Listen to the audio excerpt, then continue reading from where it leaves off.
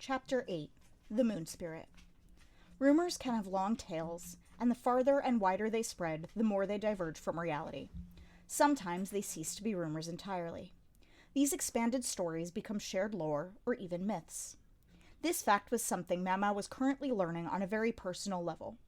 Jinshi, on one of his regular visits to the Jade Pavilion, was at this moment asking her about just such a rumor turned legend.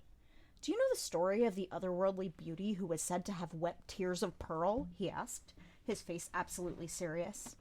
Consort Gyokyo had to force back a laugh. You just never knew what he was going to say next. Mama wanted to reply that she was looking at an otherworldly beauty right this moment, but she refrained. The story the gorgeous eunuch was alluding to was quite an old one. It was said that long ago there had been a woman in the pleasure district more beautiful than anyone, as lovely as a moon spirit. Did she know, he was asking, who it might have been? And why was he asking this?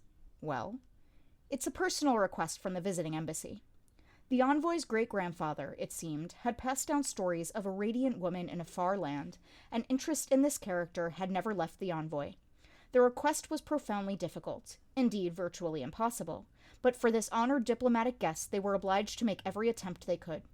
Hence Jinshi had come to Mau Mau with her knowledge of the pleasure district to see if she might know of whom the story spoke. "I understand, of course, that the story is from decades ago," Jinshi said. "This woman must be elderly at best. Who knows if she's even still alive?"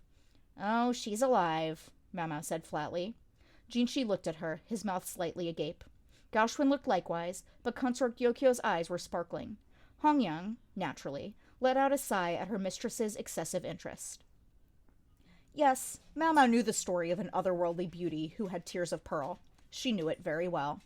"So, the story is true?" Jinshi said. "True? Sir, you've met her yourself." Jinshi had been to the Verdigris house, Mau Mau's home, as it were, and he would certainly have seen her, smoking her pipe, relentlessly sizing up everyone who came anywhere near the establishment, a cunning old lady. Jinshi and Gaoxuan looked at each other, mildly aghast. They could think of only one person who fit that description. The old madam. Time is a cruel thing. Every woman's looks fade with it, no matter how beautiful she once was. Her heart grows desolate and she becomes obsessed with money. Gyokyo's eyes were still gleaming, but maybe it would be better if she didn't hear this. "I'm sure she would come running if the price was high enough," Mau Mau said. "What do you think?" There was an awkward beat before Jinshi replied, "I'm not quite sure that would work." It was more than a problem of shattering someone's long-cherished dream. At this point, it could practically turn into a diplomatic crisis. If their request was for an ethereally beautiful woman, they couldn't produce a dried prune. Jinshi had to know perfectly well that the madam as she was now would not be satisfactory, but he must have thought Mau Mau would have some answer. "Surely they understand that time passes," Mau Mau said, "and surely they've been received in proper style already?" "About that." Jinshi told her that many beautiful women had already been summoned and a banquet held, but the other party had shown no sign of satisfaction. In fact, snorting laughter had been the only response. Who would do that? Mau Mau thought. Even acknowledging that the East and the West might have different standards of beauty, she felt the women here ought to be suitably impressive. "If you'll forgive my asking, perhaps we could send someone to him at night?" Hongyang scowled at her bluntness, but from a diplomatic perspective, that was one way to address the issue. "I don't think that would work either," Jinshi said, scratching the back of his head and frowning. "The envoy in question is a woman, you see." Ah, now she understood what he was struggling with. After that, the story really began to come out. The high official in charge of receiving the diplomatic mission had come to Jinshi practically in tears. It was hard enough trying to chase the ghost of a beautiful woman, but they were doing it for another woman, and a member of the same sex was always going to be the harshest possible judge. As far as it went, Jinshi had the looks to entrance anyone at all, though he was in fact a man. He had everything necessary to ensnare virtually anyone. One could practically think that Jinshi himself had been born for this very moment. But imagine all the trouble it could bring down on him. Suppose the other party fell in love with him and made him a condition of any diplomatic deals. With this eunuch, it wasn't beyond imagining.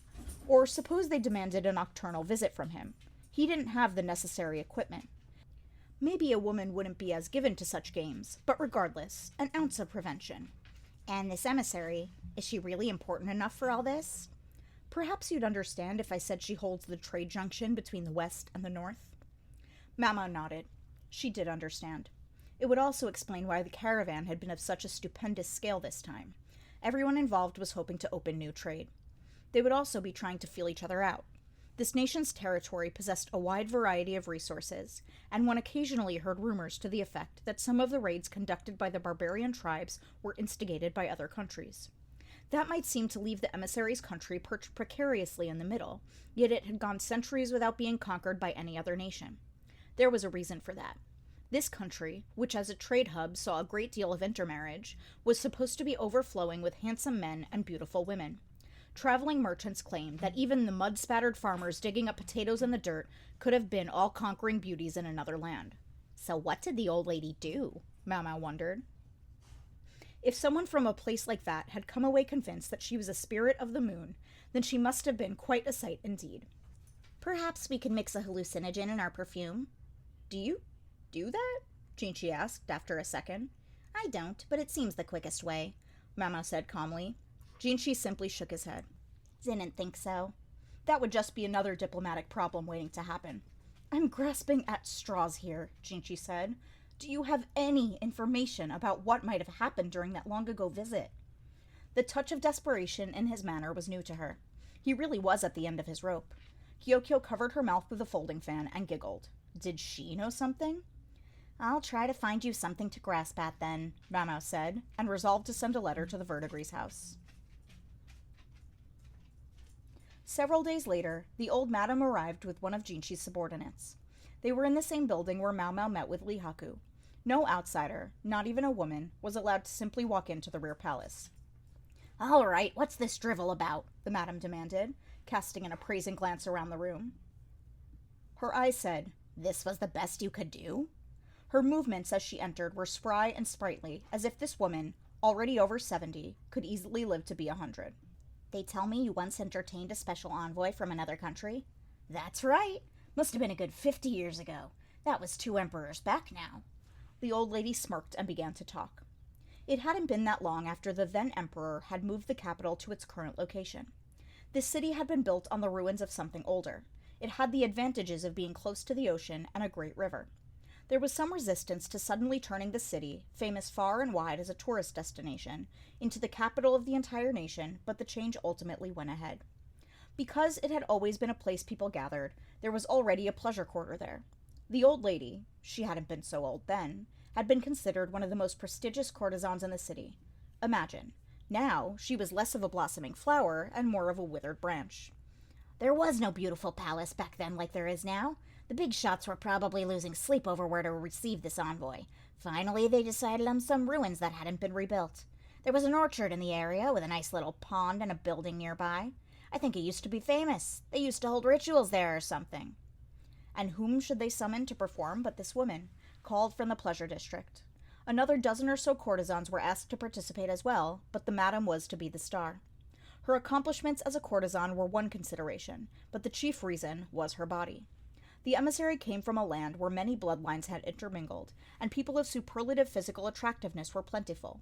If you weren't tall and well-proportioned, people from the emissary's country might regard you as a child even if you were an adult. All the more so if you intended to get up on stage. All eyes were on me, and that meant I had a lot of preparing to do. The reception was to be held in the orchard at night, and a great deal of effort was expended getting rid of any insects. But they were eliminated down to the last worm on a leaf, the madam said, so that there would be no bugs flying around at all. Every possible impediment was removed so that the view from the banquet would be as majestic as possible. Even the phase of the moon was calculated. Every possible factor was accounted for. But no matter how hard the officials worked, there are always those who are bound to get in the way. So the day arrives and some prankster had a joke with my outfit. I couldn't believe it. Dead bugs, she said, had been rubbed into the clothes she was supposed to wear. Even at that young age, though, the madam was unfazed by the likes of this. She hid the stains with cleverly placed accessories and a gossamer outer cloak, and got on with the job. The audience praised her to the skies, and whoever had wished her ill must have been gnashing their teeth and ruining the entire situation. Grams, you've told me that story before. A lot. Isn't there anything new you can add? Mama fought back a tired yawn. The madam's fist snapped her out of it. If you think you're cute, you've got another thing coming, the old woman huffed. Then she picked up a cloth bundle by her feet and opened it on the table to reveal a drawing. It was on a piece of thick cloth stretched in a wooden frame, and it was done in rich colors rather than black ink. Moreover, it was in the Western style, the colors provided not by water, but by oil. The scenery was depicted in layers of light blue. A full moon, somehow at once obscure and clear, reflected on the surface of some water. In the center of the painting was a woman with a flowing scarf. She was surrounded by delicately painted motes of light, perhaps reflections from the moon. It was the first time Mau Mau had ever seen the painting. The old lady must have cherished it. Mau Mau looked at the face of the beauty in the painting, then stared at the withered old woman across from her. Then she sighed. She looked once more at the moon spirit in the picture, then again at the dried-out, money-grubbing miser. "Got something to say, girl?" "Nothing at all."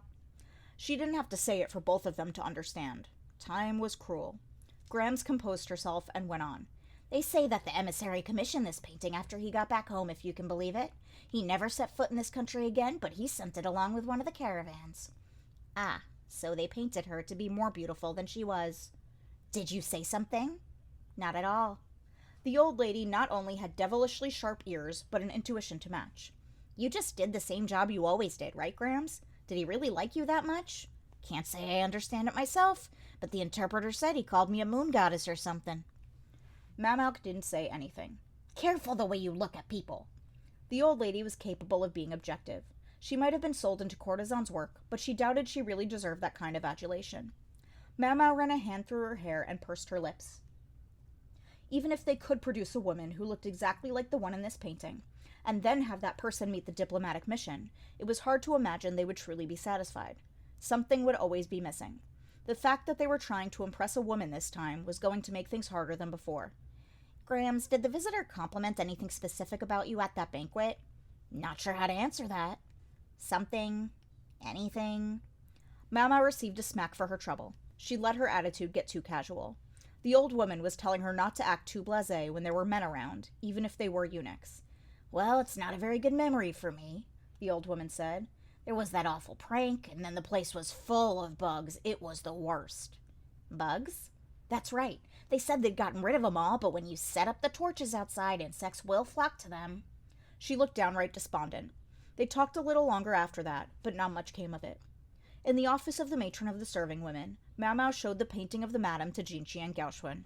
They could only groan. "Shall I attempt to find someone who looks like this?" Gaoxuan asked Jinchi. "Might as well try." They had no other ideas for the moment. Hoping to be helpful, Mau Mau said, "At the time, the madam was about 175 centimeters tall." "Rather tall," Jinchi remarked. "Yes. Long arms and legs look especially good when performing a dance." The madam was much smaller now than she used to be, although she was still taller than Mau Mau. To be quite honest, it was going to be difficult to find someone so large who also looked just like the woman in the picture. "Might I suggest finding someone who's the right height, even if her face doesn't look quite like the picture?" Mau Mau said. "Are there really that many women like that around?" Jinchi asked. Not only tall, but beautiful as well? It was a high bar. The envoys aren't going to be short themselves. If the woman is too small, it will never work, Gaoxuan said. He evidently agreed with Mau Mau's stratagem. His remark confirmed that the women of this other land were large. They might take someone of Mau Mau's size to be no more than a child. Just now, though, Gaoxuan had said envoys, plural. What was that about? "But they'll be picky about her appearance too," Jinchi said, somewhat hotly. That made it sound like the envoys themselves were good-looking. Foreign beauties. Mau Mau wondered if they might look anything like Consort Gyokyo. The two eunuchs sat, trading grimaces. Mau Mau stared at them. Jinchi looked at her, puzzled. "What is it?" "Oh no, I was just thinking. We have someone quite suited to the part." "Who? Some courtesan from your brothel?"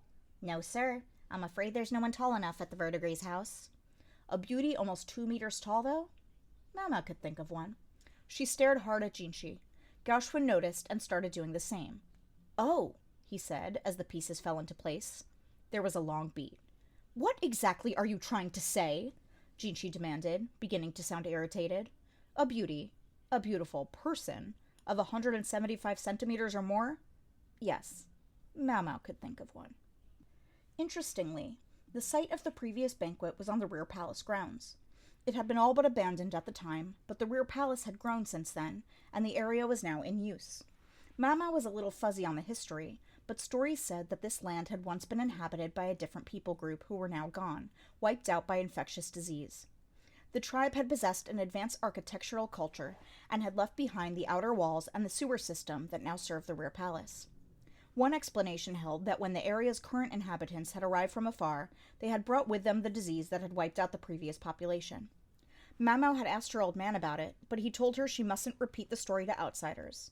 It was only a theory after all, and certain people might not like it. The location of the banquet, in any event, was a peach grove in the northern quarter. There was indeed a pond along with a building that looked like an old shrine. Even now, the place could easily serve as the location for a banquet. As Mamo meandered through the area, she heard lively footsteps behind her. Turning, she found her vision dominated by a young woman leaping at her with open arms. The lady proceeded to crash into her and fall on top of her. "Ha ha, Mau Mau, what are you doing here?" "I could ask you the very same question." Mau Mau knew this girl. The slightly ditzy tone gave her away. It was ch8. She was open and friendly, as one might expect of anyone who could make it as Shalon's gossip buddy. Mau Mau didn't want to speak for anyone else, but ch8 certainly seemed to be enjoying life in the rear palace. "There was something I had to do here," ch8 replied with a smile, pointing toward the grove. The slightly unkempt stand of peach trees was bearing small fruits just then. "You mean like get a snack?" "No! Here." ch8 jogged over to the orchard and came back with something. "Look!" She dropped what appeared to be a withered leaf in Mau Mau's palm. It was oddly heavy, though, as if something were tucked inside it. Mau Mau unrolled it and took a long look. Sitting on the leaf was a pupa. It was a fat little bug, and cute in its way, but an insect was an insect. Mau Mau looked at ch8 skeptically. "Maybe you shouldn't. People usually only use these for pranks." "What? These cute little guys?" Mau Mau gave ch8 back her bug. The other woman took it as tenderly as if it were a human child and put it in an insect cage. The cage was of fine make, but heavily used. Mau Mau wondered where she'd gotten it. "This place is amazing," ch8 said. "So many bugs I've never seen before." "Oh, really?" Mau Mau replied flatly. She might have sounded more engaged if they had been talking about medicine. Frankly, she just didn't care about bugs as much as she did herbs. "And this bug here, I was really amazed to find one. I'd only seen it in books before. It comes from another country across the sea." That other country was a place that had once sent merchants here to trade. There was always a possibility that trade goods from another place might carry with them some of the local insects. These had happened to find a congenial home in this new land and had settled in. Mau Mau, her interest piqued by that information, took a fresh look at the cage. In addition to the insects ch8 had put in it a moment ago, there were several cocoons as well. "So it's some kind of butterfly?" "No, it's a moth. They're normally nocturnal, so I guess all the grown-up moths are hiding." ch8 squatted on the ground and picked up a fallen twig from nearby, then sketched a moth with large feelers in the dirt. "They're really beautiful. They have white wings, so they shine at night." "Huh," Mau Mau said. Come to think of it, the old madam had said that the insects around here had been exterminated for that banquet long ago. Had that included the moths? Pretty though they might be, bugs were bugs. "You should try coming here at night sometime, Mau Mau. With the moonlight drifting down over everything, it's just gorgeous. It's like you've gotten lost in a sacred peach grove." "Spare me the hyperbole." Mau Mau suddenly stopped, sprang to her feet, and inspected ch8's insect cage again. "Tell me, these moths, do they reproduce as soon as they come out of their cocoons?" "Gosh, you don't mince words. I guess they must. Apparently the adults can't eat, so they die pretty quickly." Mau Mau gulped heavily, then fixed ch8 with a look. "Can you tell the difference between the males and females of this species?" "Yeah, for the most part." "Could this be the key?" She might just have figured it out. She might know what it was that had so enchanted the emissary during the madam's dance. Recreating it would require a good deal of lead work and one sacrificial victim. "ch8, huh? What's going on?" Mau Mau took ch8 by the shoulders and told her there was something she wanted her help with. Mau Mau thought to herself that her face must have been a terrible thing to behold. The banquet was to be in 5 days' time.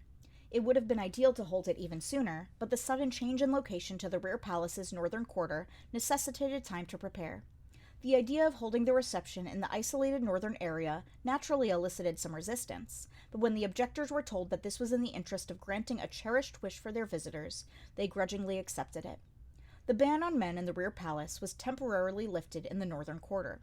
Not many ladies lived there anyway, and some of the disused halls could be turned into temporary dormitories for the few days they would be there. Now it turned out to be an especially good thing that the recent discovery of a corpse in the northern quarter had been kept quiet. It would have served no one to have unsavory rumors circulating. What with such trouble being taken to put on this banquet, it was decided that the upper consorts might as well attend, but some measures were to be taken for the sake of modesty. They, and in fact all the attendees, would be seated not out in the open, but in modified carriages, so that they could enjoy the proceedings from behind screens that would preserve their privacy. The carriages themselves were to be arranged around the pond. Some officials even said this might be better than ordinary banquet. It was easy to set up bug-repelling incense in a carriage, and, within the confines one could, to a certain extent, relax. The curtains would be rolled up most of the time, but having walls on 3 sides meant considerably less concern about who might be watching you. The consorts were inside the carriages, but their ladies-in-waiting were outside, and it was clear that everyone's attention was focused on the place of honor, where there stood 2 carriages, each occupied by a golden-haired beauty with eyes the color of the clear blue sky. It was only upon seeing them that the courtiers realized there were 2 envoys, rather than 1 as had been widely assumed. While the 2 women looked very similar, they were neither twins nor sisters, but rather cousins, descendants of the same grandfather. Not far away was His Majesty, flanked on either side by the upper consorts. Now I get it, Mama thought, her mind reaching back to Gauchwin's story from a few days earlier. Partly in deference to the occasion, the envoys were wearing Western dress. Mamo had thought for sure they would appear in traditional Western dress, but their clothes were from even farther west than that, billowing skirts cinched around the waist. The carriages were certainly looking like a good idea for the banquet seating. Even considering that standards of beauty differed across places and times, these women were otherworldly in their loveliness. Some of the officials all but fell over themselves when they saw the visitors, whose outfits emphasized their chests, but the envoys' bodyguards gave them sharp looks to prevent them from getting any ideas. Guess you really can't rely on less competent officials, Mama thought. In the matter of beauty, the upper consorts of the rear palace were certainly a match for the envoys, but the visiting ladies, with their unusual hair and eyes, had the advantage of provoking curiosity. True, there was Consort Gyokyo, with her red hair and green eyes and the whiff of exoticism that came with being a foreign princess, but she was a known quantity. The envoys, who were completely new to everyone here, aroused much more excitement. What was more, Jinshi had no intention of making a spectacle of the consorts. He wasn't going to let them be used to make the envoys shine in comparison. That was one reason for the screens on the carriages, not simply to hide Gyokyo's condition. It was possible to sense a political motivation for sending women as envoys. Being women didn't mean they were any less capable, but Mama was exasperated at the air of superiority that one of the envoys exuded. It so happened that the Emperor's current favorite consort was also a woman with foreign blood. Maybe the mirrors they sent the consorts were partly intended as a provocation. And that wasn't the only challenge the envoys posed. They might have come on the pretense of diplomacy, but they were also, in effect, making sure His Majesty saw them. They must have great confidence indeed in their appearance. Why were there 2 of them? Some went so far as to suggest that they hoped to cast their spell not only over His Majesty, but also on the Emperor's younger brother. It was quite common for 2 brothers to marry 2 sisters. No wonder the officials were so worked up. Sadly, for any plan the envoys might have had, the Emperor's reclusive younger brother was not in attendance at tonight's banquet. As for Mao Mao, she wasn't with Consort Gyokyo, but was making preparations elsewhere. The food tasting was over. The guests had moved on to enjoying drinks and snacks while watching the performances. It was the night after the full moon. There were no clouds, so the moon was reflected on the pond, as if there were one in the sky and one in the water. With a stage constructed with the pond behind it, the shimmering torches looked a bit over the top. The musical performances boasted quite an orchestra. The huqin, the erhu, the yangqin, and the street flute, along with an arrangement of gongs called the yunluo. There were other instruments too, ones Mao Mao didn't recognize. Most musical performances in this land featured relatively few instruments, but they seemed to have gone all out for the visitors. Sword dances, skits, and other entertainments were performed along with the music. Mao Mao stole a glance at the envoys. Both were laughing, but while their faces resembled each other, the one on the right appeared almost contemptuous in her amusement. Maybe she's saying this isn't exactly what she'd hoped for. Mama didn't think that the envoy had come here expecting to see the lady who had so enchanted her great-grandfather. She probably didn't believe there was any woman in the world more beautiful than herself. In fact, she was overheard to say it was a shame that the upper consorts were to be seated in carriages and hidden by screens. Let's not mention exactly why she thought it was a shame. Mao Mao could see the other envoy's face darken at that. Both of the women spoke the language of Mau Mau's country, but the calmer and more composed envoy had less of an accent than her companion, who seemed to keep her speech to a minimum, as if afraid she might say something she shouldn't. A few moments earlier, a prideful-looking envoy had leaned out of her carriage. The servants nearby had scrambled to offer their hands, but she had refused and had exited the carriage herself. She was wearing high heels and a long skirt, which excited much murmuring among the onlookers, but she appeared supremely confident, not remotely perturbed by the chattering. She was used to this. The way she walked almost seemed meant for display. "Good evening, sire." The murmuring only intensified as the woman stopped, of all places, directly in front of His Majesty's carriage, where she curtsied slowly, her sculpted features appearing to glow in the moonlight. Her skin seemed so pale it might be translucent, and the gold of her hair shone. "Here you are seated so far from us, though you have put out this lovely banquet. One could wish you were a little closer to us so that we might converse." Despite her slight accent, she spoke quite smoothly, a perfectly respectable command of the language for a diplomat. The Emperor's bodyguard seemed at a loss for what to do. When he saw the envoy take a polite step back, however, the Emperor appeared to decide she had no malicious intent and instructed his guards to stand down.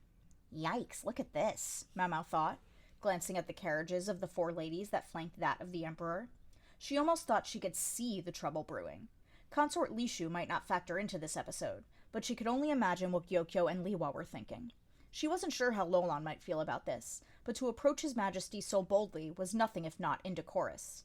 "Geez, this is giving me the willies." Hongyang was standing outside Gyokyo's carriage, her face tight.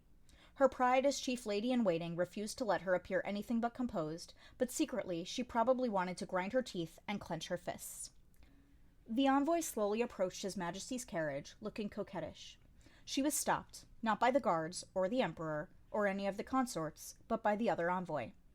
"I think it's time you came back and sat down," the other woman said gently. "They've gone to all this trouble to put on a lovely performance for us. The least you could do is enjoy it." Though they wore similar outfits, the calm envoy had a blue hair ornament, while the other woman wore a red one. The woman with a red accessory looked less than pleased, but the envoy with the blue accessory whispered something in her ear, and she was finally induced to go back to her carriage. "I wonder what she said," Mau Mau thought. She was feeling anxious. She thought she understood now why the other country had sent 2 envoys. To her, though, it didn't matter what gender the envoys were, or how many of them there might be, or why they were here. Her priority now was to do her job successfully. She entered the building and spoke to someone inside. "How's it going?" "We've done all that we could." The answer came not from the person Mau Mau had spoken to, but from Gaoxuan. His eyes looked oddly vacant, and his face was pale, as if he'd seen something that ought not to exist in this world. Mau Mau looked inside. When she saw the figure within, she felt the blood drain from her own face. Yes, she knew quite well now why Gaoxuan looked so disturbed. Standing there was something that ought not to exist in this world. Something that might have stopped the heart of someone with less grit than Mau Mau. "I think the banquet will be ending soon," she said. "Very well," Gaoxuan said, placing a dark cloth over the figure standing inside, as Mau Mau had instructed. She heard a bell ring, whereupon she took the figure's hand. "Let's go then," she said, and headed toward the stage. The guests of honor would be the first to leave when the banquet was over. Because the seats were also carriages, the guests didn't have to go anywhere. The carriages would simply start moving. As they began to roll away, music floated through the air. Everyone else was obliged to keep their places until the guests of honor were out of sight. The carriage wheels clattered along. Mau Mau guided the figure in the dark cloth between the peach grove and the pond. The other carriages faced the pond, their view of the spot obscured by bobbing willow trees. Only the envoys could see Mau Mau and the figure. They weren't going to intercept the envoys' carriages. They would simply happen to be on the roadside as the guests passed by. They just had to stand by the orchard. No problem at all. The envoys noticed Mau Mau and the figure. Just as they were about to dismiss them as nothing more than a couple of maids, Mau Mau pulled off the dark cloth. Black hair, tied up in 2 loops and crowned with a pearl-studded tiara, floated through the night sky. A hair stick gleamed on one side of the figure's head. A hairpin glinted on the other, and the hair that wasn't tied up on the figure's head cascaded down the back. The figure's lips were thin, but shone red, and their long eyebrows led down toward almond-shaped eyes accented in green. Between those willow branch brows was an elegant flower mark. The trailing hem of their outfit, a white dress with long sleeves and the neck cinched shut, danced in the wind. The figure seemed to have appeared out of the moonlight. Mau Mau tried to study the reactions of the envoys without looking up. They seemed startled. She could see the color of their eyes even in the faint moonlight. Perhaps they saw someone with perfectly ordinary black hair and black eyes. Yet although such features were quite common in this country, the person before them now was a beauty from whom it was impossible to look away. Mau Mau, her head still bowed, dropped the black cloth on the ground. At the same moment, she squeezed the figure's hand. She couldn't be sure, but she thought the silhouette in the envoy's carriage started. If the woman in the next carriage back could see this, chances were she was having the same reaction. Simply looking at this figure was enough to make you feel like your heart was in a vice, like it might burst at any moment, as if you had been violently poisoned. The guards were likewise frozen, but the carriage continued to roll slowly forward. They'd arranged this with the driver ahead of time, found someone who was largely immune to these sorts of things, and ordered them strictly not to look. On a straight, clear road, they could probably drive a good 10 seconds with their eyes closed. Mau Mau wasn't sure she approved of the way the guards let themselves be stupefied, but she knew Gaoxuan and the others were ready to rush out should anything happen. In the midst of all this, it began.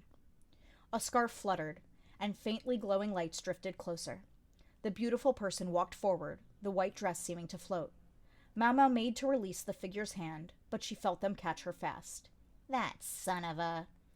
Mau Mau was left with no choice but to walk alongside, trying to make herself as inconspicuous as possible.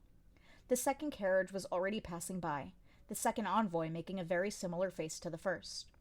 Each time the scarf billowed, the number of pale floating lights grew.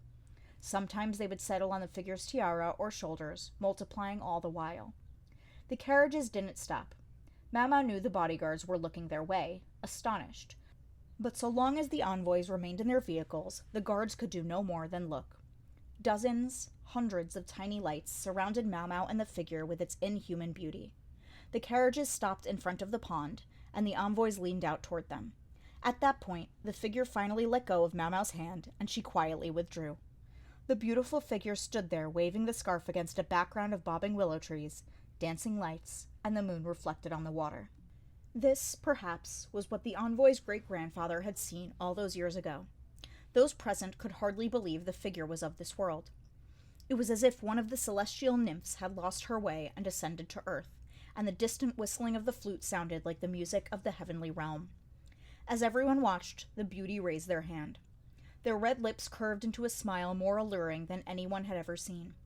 The wind caught the scarf, and the willow branches shook as if to conceal the nymph. The motes of light went everywhere. At that instant, a bronze gong sounded the end of the music, and a shower of blossoms came raining down. No sooner did the onlookers wonder where the petals had come from than the nymph had gone. The white scarf fluttered slowly to the ground, and the lights drifted away. One of the envoys got out of her carriage, wondering what had happened. She must have been the more, proactive one.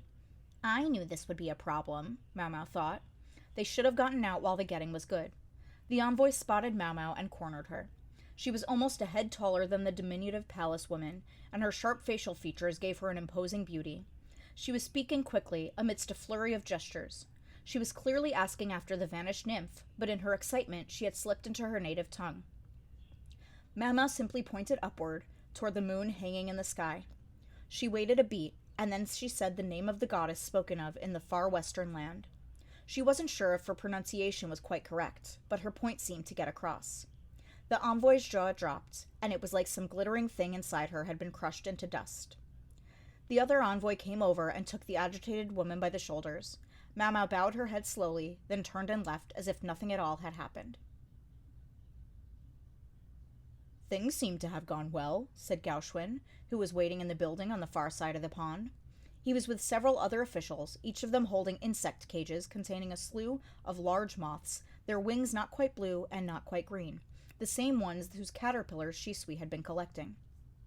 With her help, Mau Mau had spent the intervening days getting a hold of as many of these insects as they could find. Not the larvae, but every adult and even every cocoon that looked like it might soon hatch. No effort had been made to exterminate the insects in the peach grove this time either, so there had been even more of them than she'd expected. Mau Mau remembered the painting the old madam had shown her, filled with dots of pale light. This was the truth behind them. That's a coincidence if there ever was one. The old lady said she had been the victim of a prank, and she'd also said that there had been a huge number of bugs. The prank had allegedly involved grinding the dead insects into her clothes.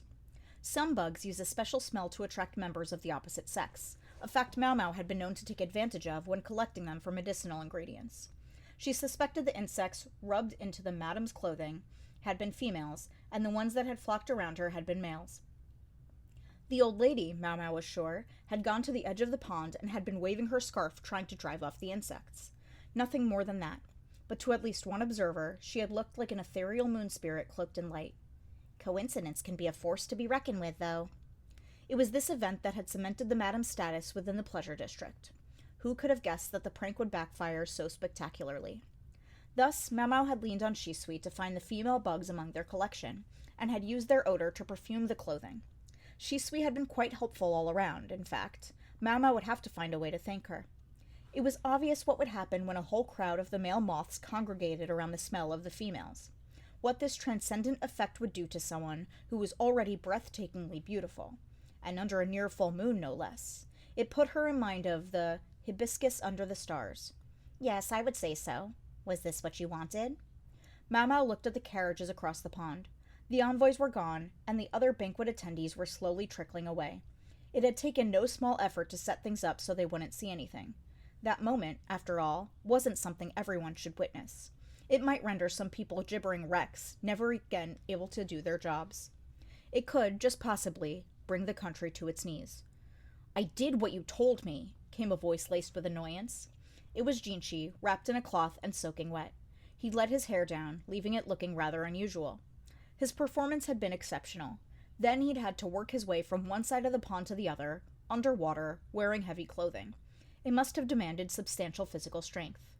As for exactly what they had done, perhaps you'd be so kind as not to inquire further. "We've done all we can. However it turns out, I hardly care." Jinchi was rubbing his face, producing a red splotch of rouge on his handkerchief. "My hair is still wet!" He sounded a bit put out. Normally, the solicitous old lady Suiren would have helped dry it for him, but she wasn't here. Gaoxuan looked steadily at Mau Mau. He was always trying to get her to handle things. It was such a headache. At that moment, though, all the other officials present were looking at her too. She wished they wouldn't regard her with such pity. "Let him dry his own hair," she thought, but finally she took a fresh towel and began wiping Jinchi's head.